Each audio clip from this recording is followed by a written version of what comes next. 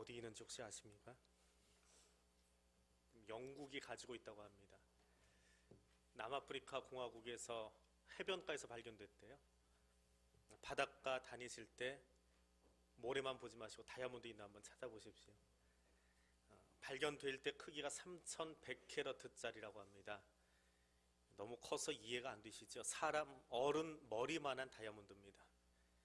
근데 그 다이아몬드를 가공을 해가지고 돌 형태로 나오기 때문에 이제 연마해서 우리가 아는 그 다이아몬드 모양을 만들어야 되는데, 그걸 다 잘라내고 나니까 제대로 제일 크게 나온 게 510캐럿짜리. 반지제가 얹어져 있는 게 몇 캐럿인가요? 그걸로 비교해 보시면 510캐럿짜리인데 이름이 컬리넌 1이라고 하는 이름이 붙어 있습니다. 근데 가격은 매길 수가 없는 게 영국 여왕의 왕의 홀이라고 하는 그 막대기가 하나 있습니다. 그 지팡이 꼭대기에 물려 있습니다. 그래서 대관식 때만 사용하고 그 외에는 일반에게 공개가 되지 않는 그런 다이아몬드라고 합니다. 다이아몬드가 얼마나 좋은 것이냐라고 하는 것은 우선은 캐럿으로 따지죠. 몇 캐럿짜리냐 크기로 따집니다. 그리고 두 번째는 커팅으로 따집니다. 얼마나 컷을 잘 했느냐 기술자에 의해서. 세 번째는 그 컬러를 따집니다. 색상이 어떻게 나왔느냐. 그리고 네 번째가 클래리티라고 하는 것을 따집니다. 순수한 그런 모양을 가지고 있어야 됩니다. 그런데 다이아몬드만 그렇게 따지는 게 아니고 외국에서 사람도 그렇게 따집니다. 캐럿으로 따지지요. 주머니가 얼마나 두둑하냐, 주머니의 크기, 여기 돈이 얼마나 있느냐라고 하는 거죠. 두 번째는 뭐였지요? 캐럿 다음에 커팅, 얼마나 그 사람을 잘 커팅했느냐, 스펙이 얼마나 좋으냐라고 하는 거죠. 세 번째는 컬러, 우리 하얀색이냐 검은색이냐 누런색이냐 빨간색이냐 그거 가지고 따집니다. 네 번째는 클래리티, 그 사람이 도덕적인 행실이 어떠하냐. 그것이 사람의 가치를 따지는 네 가지 C입니다. 4C, 4C라고 하는데 미국 사람들이 그렇게 따진다고 그래요. 상류층에서. 근데 하나님은 우리의 가치를 평가하실 때에 그 네 가지 C의 모습을 묻지 않으십니다. 한 가지만 물어보십니다. 오늘도 여러분에게 묻고 계세요. 너 지난 주간에 한 주간 살면서 얼마나 내 향기를 전하고 살았느냐, 그거 물어보십니다.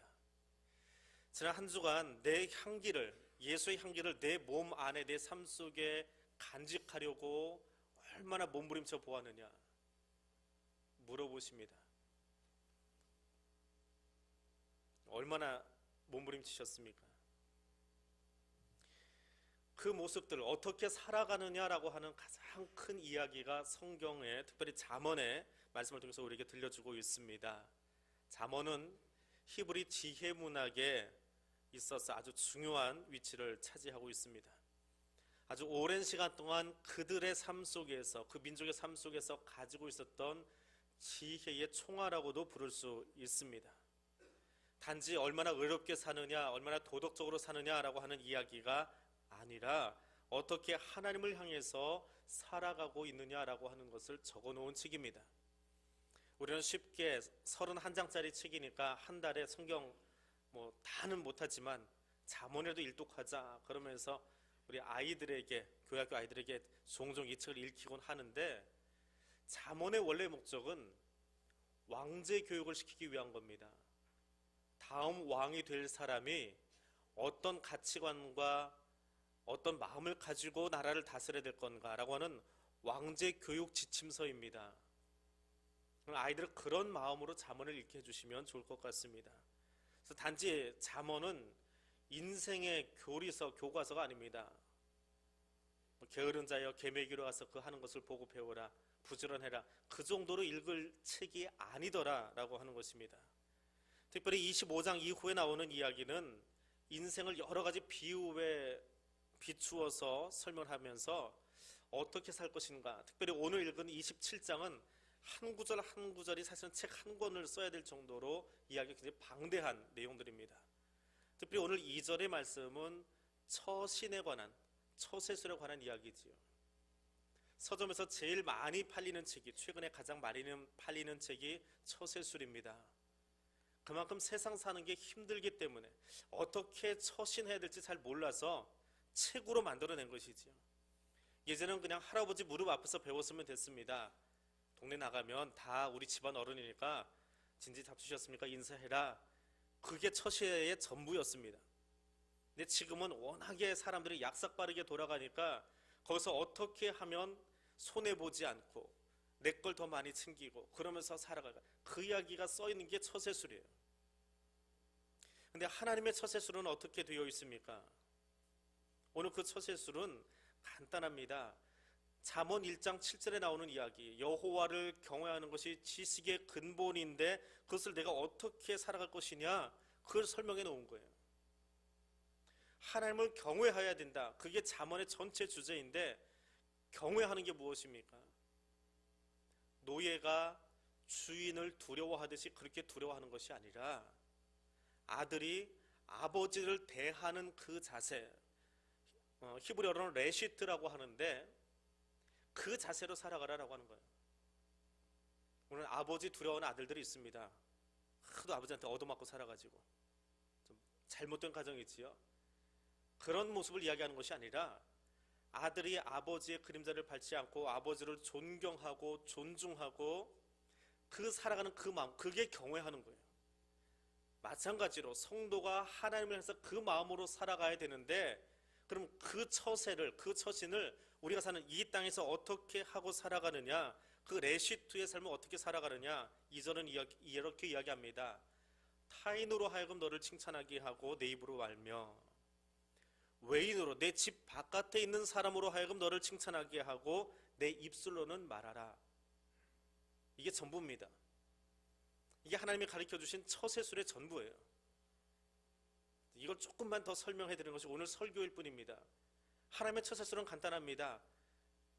내 입으로 자화자찬하지 말아라. 그럼 어떻게 할 거예요? 하나님, 신화신찬해라. 하나님이 좋아하고 하나님이 칭찬하는 삶을 살아라. 그것이 처세입니다. 그런 처신을 하고 살아가면 됩니다. 그럼 하나님이 어떤 사람을 칭찬하느냐? 이미 답 나와 있죠. 하나님 경외하는 사람을 칭찬해 주십니다. 지나치게 자기 자랑하는 사람들이 있습니다. 듣다 보면 아주 짜증이 날 때가 있습니다. 말은 하지 못하겠고 네 하고 그냥 들어는 줍니다.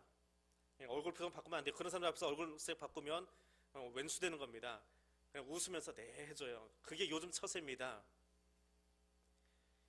연말이 되니까 이 사람 저 사람 참 많이 찾아오는데, 얼마 전에도 외부에서 어떤 분이 오셔가지고는 연말에 뭐 이것 좀 도와주세요라고 이야기하는데 뭐라고 이야기하시냐면, 첫머리 서두가 이만큼이고요, 자기 얘기는 이만큼 하나 있었어요. 근데 앞에 이야기는 뭐냐, 제가요 우리 대한교회 심지양 장로님도 잘 알고 신배철명 장로님도 일해봤고 박동현 장로님 뭐 예전에 신무사에 계실 때 거기서도 알았고 뭐 그러면서 이야기를 이만큼 늘어놓으시는 거예요.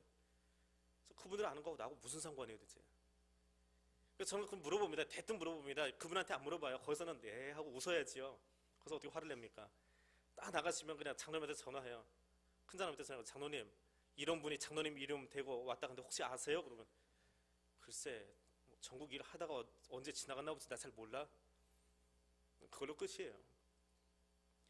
사실은 정말 제 마음을 동하게 하려면 이런 면이 어려우니까 이것만 좀 도와주세요라고 이야기하면 개인 주문이라도 좀 털겠어요. 근데 뭐 그냥 남의 이야기를 다 끌어오는지. 이건 TV에 보면 유재석이라고 하는 사람이 있습니다. 미워서 하는 얘기가 아니고 재미있는 캐릭터를 하나 가지고 나오는 게 있어요. 요즘 프로그램에 이렇게 게스트를 데려다가 뭐 런닝맨이나 무한도전이나 뭐 그런 데 나오는 개그맨 있잖아요. 게스트가 누가 나온다라고 얘기가 있으면 옆에 있는 동료들한테 그래요. 내가 그 사람 너무 잘한대요. 그 사람 밥도 먹었고 형 동생 하는 사이고 그래요. 그런데 게스트가 딱 나오는데 게스트가 몰라요, 유재석이를. 그냥 국민의 예십니까 좋아는 하는데 같이 밥 먹은 적도 없고 형 동생 한 적도 없고 오빠 누이 한 적도 없습니다. 근데 다 한다는 거예요.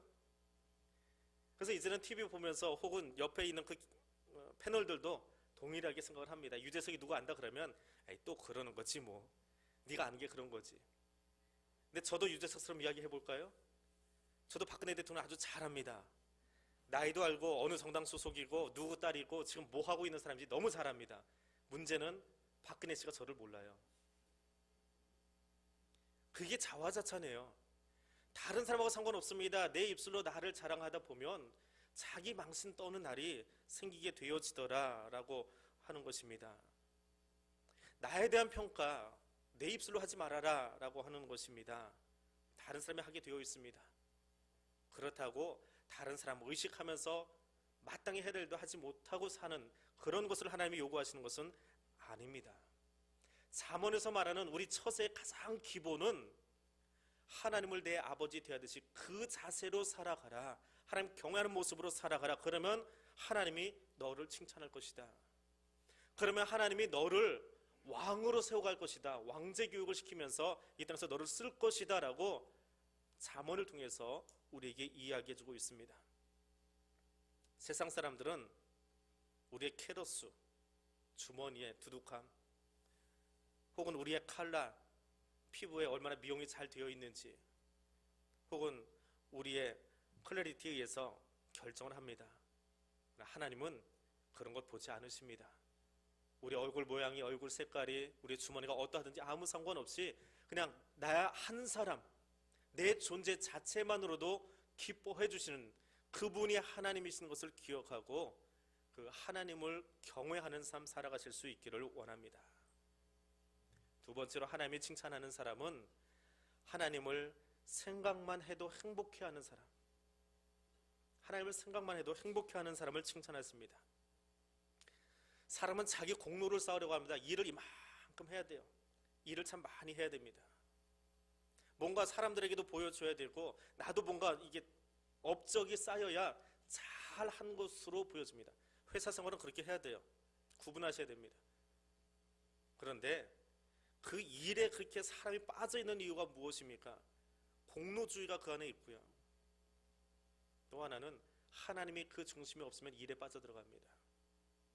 사람은 이 중심 속에, 내 가슴 속에 하나님이 반드시 계셔야 되는데 이 하나님이 빠져나가면 여기에 우상을 집어넣기도 하고 여기에 내 자녀를 넣기도 하고 여기에 내 일을 넣기도 하고 하나님이 아닌 그 공허한 가슴을 다른 곳으로 채우기 위해서 살아가게 되어 있습니다. 하나님 그렇게 만드셨어요. 이거 반드시 뭘로 채워져야 됩니다. 거기가 하나님이 들어가 계셔야 돼요. 그럼 하나님이 이 땅에 있는 사람들 중에 가장 최고로 칭찬한 사람이 누구입니까? 성경에 써놨어요. 그 사람을 칭찬하는데 그것보다 더 큰 칭찬이 없습니다. 세례 요한을 칭찬하시면서 여자가 난 자 중에, 저나 여러분이나 여자를 통해서 태어나지 않은 사람이 있습니까? 혹시 복제를 통해서 여기 존재하신 분 계신가요?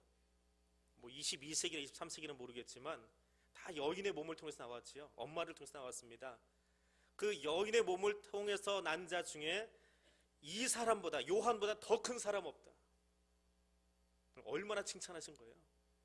요한이 최고다, 요한이 짱이다, 세례자 요한이 최고다라고 하는 이야기입니다. 그게 그분의 평가였어요. 왕궁에서 좋은 옷을 입고 입는 사람을 칭찬하지 않으셨습니다. 큰 칼과 창을 들고 있는 군인을 칭찬하지 않으셨습니다. 권력을 구사하고 있는 사람을 칭찬하지 않으셨습니다. 어떤 사람입니까? 하나님의 사역을 위해서 평생을 예비했던 사람, 다른 사람의 칭찬이 아니라 불의 앞에서 정직할 수밖에 없었던 사람, 그리고 주님이 오셨을 때에 더 이상 그 자리에 욕심내지 않냐고 호련히 그 자리를 떠나갈 수 있었던 사람, 그 사람을 바라보면서 여자가 난 자 중에 요한만한 사람 없다, 최고다라고 이야기합니다. 세례 요한이 명예를 잡으려고 생각했다면 거기 몰려든, 요단강가에 몰려든 보통 추산으로 한 5만 명 정도 거의 왔다 갔다 했다고 합니다. 민중봉기 한번 일으킬만 하지요. 한 도시를 세울 수 있을 만한 인원이 그 앞에 왔다 갔다 했습니다. 부를 생각한다면, 회개하고 사람들이 마음이 동할 때마다 그래 너 마음이 동했지 그럼 감사한 건데 해가지고 자기 앞으로 끌어모으기 시작했다면 사이비 사건으로 아주 이름을 널리 날릴 수 있었을 겁니다. 근데 그는 그렇게 살지 않았습니다. 사명이 무엇인지 바르게 알았고 그 사명에 자기 생명을 걸 줄 알았던 사람입니다. 사도 바울은 칭찬받는 자가 누구냐? 무엇에든지 참되며 무엇인지 정결한 사람이라고 말합니다. 참된 사람, 헬라어로 알레데스 한 사람. 참되다, 알레데스하다, 이 말은 진리를 사랑한다라고 하는 말이에요. 진리를 사랑하는 사람이 칭찬받는 사람이에요. 진리가 무엇입니까? 횡단보도로 건너는 것이 진리입니까? 그건 도덕이에요. 진리는 곧 하나님이에요. 하나님을 사랑하는 것이 알레데스한 삶이고, 하나님을 사랑하는 것이 참된 삶이고, 하나님을 사랑하는 자가 칭찬받는 사람이다. 하나님을 사랑하는 그 마음만 가슴에 있어도, 그 가슴에 있어도 행복해 할 수 있는 사람. 생각만 해도 즐거운 사람이 있습니다. 연애 시절에 하여튼 집 전화해 보면 얼마나 많이 나오겠는지, 요즘 핸드폰이 있으니까 다 방에 들어서 저희 아이들은 방으로 가가지고 누구하고 통화하는지를 몰라요. 그래서 저녁 때만 되면 핸드폰을 다 압수해가지고 제 방에다 갖다 놓습니다. 쓰지 못하게 하느라고. 하고 싶은 거 있으면 엄마 옆에서 당당하게 하라고. 숨어가지고 야 누구야 이거 하지 말라고. 그래서 저희 때는 이 전화가, 이 핸드폰이 없었으니까 남들이 다 잠든 시간에 전화하는 거예요. 저희 집사람한테. 결혼하기 전에. 어느 날인가는 전화하다 잠들어 버렸어요. 둘 다 잠들어 버렸어요. 아침에 깨보니까 그대로 전화기 들고 있는 거예요. 전화기 너머에서 잠자는 소리가 들리곤 했습니다. 만난 것은 아닌데 그냥 그 사람 생각만 해도 그렇게 기분이 좋았어요. 거꾸로 저쪽에서도 아내도 생각하면 좋은 거예요. 그 밤에 그냥 전화기 끌어안고 자면 그 사람 끌어안는 것은 그렇게 행복한 거예요.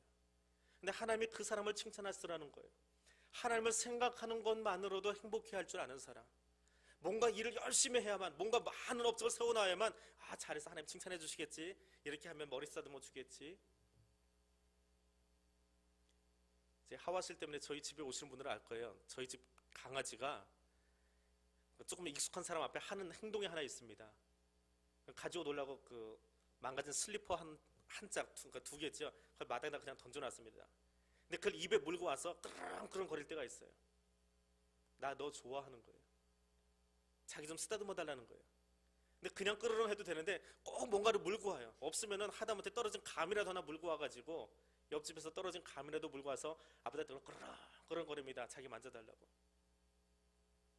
그런 사람들이 있어요. 하나님 앞에 뭔가 일을 해야만, 뭔가 잔뜩 해서 갖다 놓아야만 하나님이 칭찬해 주실 줄 알고, 그래야 머리 쓰다듬어 주는 줄 알고, 그냥 거기 있는 것만으로도 좋거든요.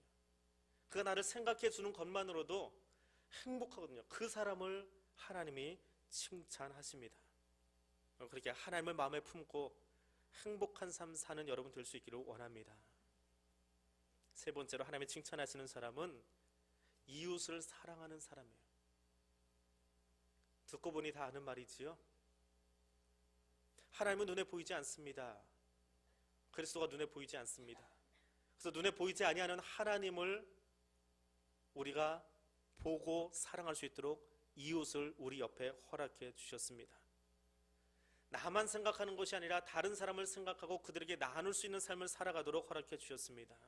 그를 통해서 그리스도를 만날 수 있도록 도와주셨습니다.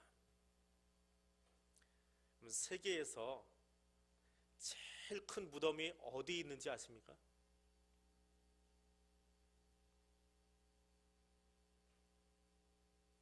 피라미드 하시는 분들은 이제 이집트를 갔다 오셨거나 아니면 그 돌멩이를 사진으로 보셨거나, 중국 갔다 오신 분들은 진시 황제 등을 이야기합니다. 병마용이라고 그러나요? 거기에 사람들을 순장시켜서 다 덮어버렸지요. 진짜 큰 무덤은, 세계에서 제일 큰 무덤은 일본에 있습니다. 일본에 있는 린토쿠 천황의 무덤입니다. 흙으로 만들어진 무덤인데 거기 들어간 흙이 5톤 트럭으로 56만 2,300대 분량의 흙이 들어갔다고 합니다. 그런데 그 무덤을 만드는 시간이, 세계에서 제일 큰 무덤인데 그 무덤을 만드는 시간이 피라미드나 진시 황제 등에 비해서 너무 짧았어요. 아주 신속하게 만들어졌대요. 피라미드는 저도 이제 그 영화를 통해서만 봤지만은 참 사람들의 피를 흘리게 하면서, 채취를 하면서 돌을 끌어올려가지고 만들었지요. 나일강에다 그 돌을 실어가지고 거기까지 끌어와서 그 룩소에다가 카이로에다가 만들어 놓았는데, 이 닌토크 천왕의 무덤은 사람들이 자발적으로 만들어준 거랍니다. 이 닌토쿠 천왕은 일본의 야마토국이라고 하는 고대 국가의 천왕인데 백제의 후손이다 그렇게 알려져 있습니다. 야마토국의 오유진 천왕하고 닌토쿠 천왕이 이제 아버지와 아들인데 그때가 일본의 고대 국가에서 최대 전성기고 최고의 평화 시기였다고 합니다. 중국의 요순 임금 때처럼 가장 평화로운 때가 그때였다고 그래요. 그런데 어느 날 이 닌토쿠 천왕이 백성들을 살피러 나가는데 가서 보니까 백성들이 사는 게 너무 어려운 거예요. 그래서 백성들이 좀 회복될 때까지 세금을 걷지 않겠다. 세금을 걷지 않았다고 합니다. 대한민국 정부는 지금 세금이 동이 나서 그런지 벌금 참 많이 띱니다. 그런데 세금을 안 걷으면 어떻게 돼요? 국가도 세금을 걷어야 그 조세한 걸 가지고 국가 운영을 하죠. 행정을 운영을 합니다. 마찬가지예요. 일본은 천황제를 운영을 하려면 세금을 걷어서 그 왕이 운영이 돼야 되는데 세금을 안 걷으니까 백성들은 살만해졌는데 백성들의 삶이 펴져서 나중에 왕실을 보니까 천황이 손가락 빨고 있더래요. 왕실이 다 쇠락해가지고 무너져가고 있더랍니다. 백성들이 자기가 살만해지고 나니까 그게 너무 미안한 거예요. 그래서 일본 천황제가 유지되는 이유가 이 닌토쿠 천황 때부터 있었던 내력 때문이라고 합니다. 백성들이 나서서 스스로 자기가 넉넉해진 그 돈을 가지고 와서 천황의 그 황궁을 짓기 시작했어요. 근데 그렇게 너무 힘들게 살다 보니까 왕이 7년 만에 죽었습니다. 백성들이 애도하면서 흙을 자기가 떠오기 시작하는 거예요. 5톤 트럭 몇 대분이라고 했지요. 근데 그때 트럭이 있습니까? 양동이로 실어오고 거적대기에다 실어오고 삽으로 가져오고 아이들이 손으로 가져오고 그래서 쌓인 분량이 5톤 트럭 56만 대 분량의 흙을 그 위에다 쌓은 거예요.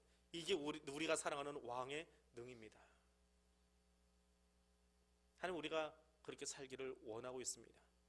하나님을 알지 못하는 자도 그 백성을 위해서 자기 것을 내어놓을 수 있었는데 다른 사람에게 내어놓으라 한 것이 아니라 귀족들에게 내어놓으라 한 것이 아니라 내 것을 내어주면서 살았는데 우리는 어떻게 살아야 하겠습니까? 우리가 바라보아야 될 사람들이 거기 있습니다. 오늘 여기 예배 자리에 앉아있는 우리들이 여기서만 하나님 바라보는 것이 아니라 이 예배가 끝나고 나간 그 삶의 자리에서 벌써 늘 하나님을 생각하고 이웃을 생각하고 나눌 수 있는 사람으로 살아갈 수 있기를 원합니다. 우리가 챙겨야 될 이웃들은 오늘 내 옆에 앉아있는 이 사람이 아니에요. 교회 밖에 있는, 그게 죽는 일인지도 알지 못한 채 죽음을 향해서 뛰어가고 있는 그 영혼들을 사랑해야 할 줄로 압니다. 주님은 저와 여러분이 하나님과 사람 앞에 칭찬받는 자로 살기를 원하고 계십니다. 그래서 매 주일 들려주는 이 말씀이 메아리선 우리 귓전을 맴돌다가 끝나버리는 그런 말씀이 아니라 우리 가슴에 새겨져서 저 삶의 자리에 나갔을 때 그것이 계속 내 귓전을 울리고 내 가슴을 때리기 때문에 정말 그렇게 살지 않으면 안 되겠어요.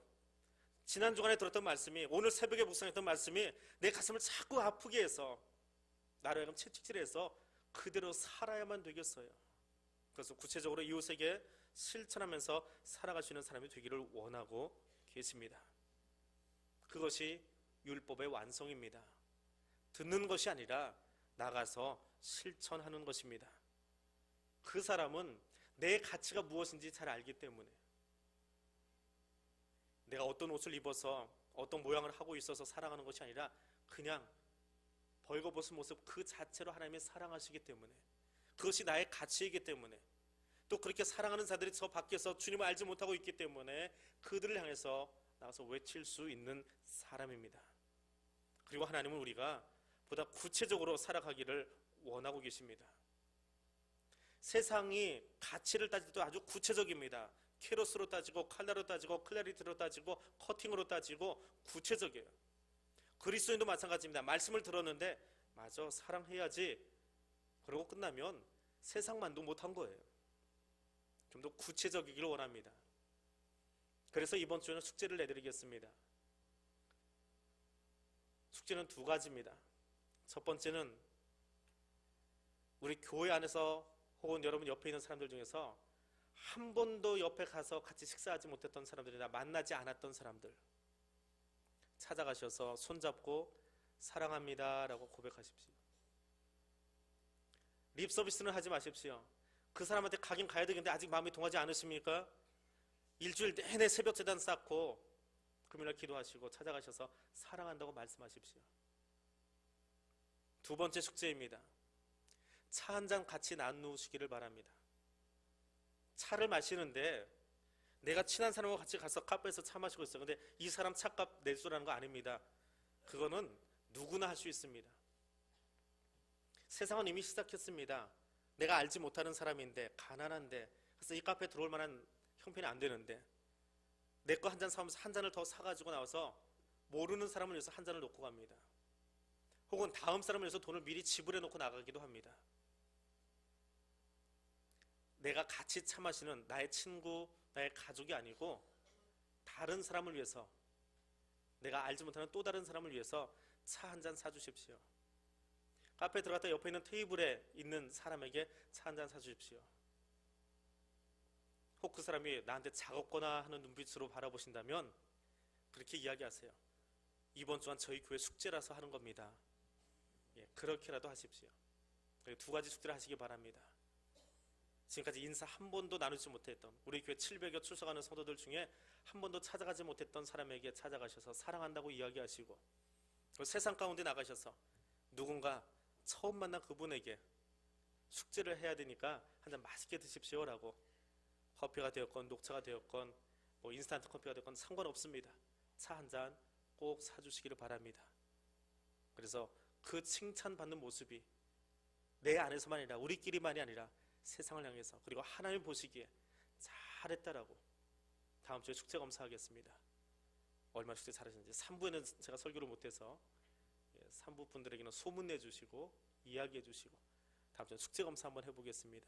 정말 잘 살고 있는지, 그 말씀을 세상 속에서 가슴에 담으려고 노력하고 있는지 우리가 스스로 한번 점검해 볼 수 있는 그런 한 주간이 되어주시기를 원합니다. 기도하겠습니다. 우리에게 세상의 무엇으로도 가늠할 수 없는 귀한 가치를 부여해 주신 하나님, 이 시간 그